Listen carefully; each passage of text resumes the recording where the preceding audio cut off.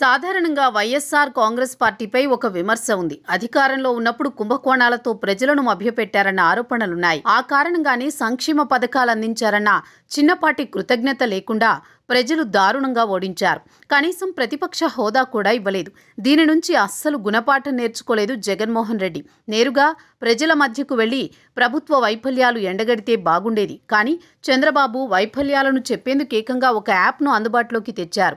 ప్రతి ఇంటికి వెళ్లి ఆ యాప్ స్కాన్ చేస్తే చాలు చంద్రబాబు వైఫల్యాలు, ఒక్కో కుటుంబం ఎంత నష్టపోయింది ఇట్టే వస్తుందని చెబుతున్నారు. మొన్నటికి మొన్న తాడేపల్లిలో పార్టీ రాష్ట్ర శ్రేణులతో సమావేశమైన ఈ యాప్తో దిశానిర్దేశం చేశారు. అనంతపురం జిల్లాలో వైసీపీ నేతలు ఈ ప్రయోగం చేశారు. దీంతో స్కాన్ చేసిన వారి ఫోన్ పే యాప్ నుంచి 11 రూపాయలు పోయాయి. దీంతో వైసీపీపై సెటైర్లు పడుతున్నాయి. కొద్ది రోజుల కిందట నియోజకవర్గ ఇన్ఛార్జీలు, రీజనల్ కోఆర్డినేటర్లు, జిల్లా పార్టీ అధ్యక్షులు, ముఖ్య నేతలతో జగన్ తాడేపల్లి ప్యాలెస్లో సమావేశం నిర్వహించారు. ఇక నుంచి ప్రభుత్వ వైఫల్యాలు ప్రజల్లో ఎండగడతామని పిలుపునిచ్చారు.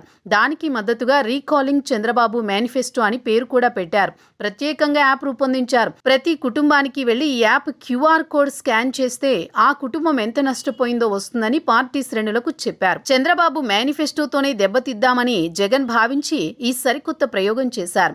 అయితే వైసీపీకి సాంకేతిక పరిజ్ఞానం అనేది ఇబ్బందికరమే. ఈ యాప్ను ఎలా తయారు చేశారో తెలియదు, కానీ అనంతపురం జిల్లాలో మాత్రం ఫెయిల్ అయింది. వైసీపీని ఇరుకున పెట్టింది. Jagan Reddy recalling Chandrababu manifesto app గురించి ప్రకటించేసరికి సోషల్ మీడియాలో ఒక రకమైన ప్రచారం జరిగింది. క్యూఆర్ కోడ్తో అకౌంట్లో డబ్బులు కొట్టేస్తారు, జాగ్రత్త అంటూ చాలా మంది పోస్టులు పెట్టారు. అయితే అనంతపురం జిల్లాలో ఈ అనుమానాలు నిజం చేకూర్చేలా ఓ ఘటన జరిగింది. అనంతపురం జవహర్ కాలనీలో రీకాలింగ్ చంద్రబాబు మేనిఫెస్టో కార్యక్రమంలో సజ్జల, మిథున్ రెడ్డి, అనంత వెంకట్రామిరెడ్డి తదితరులు నాయకులు పాల్గొన్నారు. ఫోన్ స్కాన్ చేస్తే చంద్రబాబు మోసాలు బయటపడతాయని ఎర్రప్ప అనే వ్యక్తి కుటుంబం వద్దకు వెళ్లి వైసీపీ కార్యకర్తలు వారితో ఫోన్ స్కాన్ చేయించారు. అటు తర్వాత వైసీపీ నేతలతో పాటు కార్యకర్తలు అక్కడి నుంచి వెళ్లిపోయారు. ఎర్రప్ప సాయంత్రం మార్కెట్కు వెళ్లి కొన్ని వస్తువులు కొనుగోలు చేశాడు. డబ్బులు చెల్లించేందుకు ఫోన్ పే స్కాన్ చెక్ చేయగా చెక్ ద అమౌంట్ అని వచ్చింది. బ్యాలెన్స్ చెక్ చేయగా 0 అమౌంట్ చూపించింది. దీంతో ఒక్కసారిగా ఆందోళనకు గురయ్యాడు ఎర్రప్ప. తాను ఉదయం నుంచి ఫోన్ పే వాడలేదని, చివరగా వైసీపీ కార్యకర్తల యాప్ను స్కాన్ చేయించారని గుర్తు చేసుకున్నాడు. వారే డబ్బులు కొట్టేసుంటారని అనుమానించాడు. వెంటనే అనంతపురం అర్బన్ పోలీస్ స్టేషన్లో ఫిర్యాదు చేశాడు.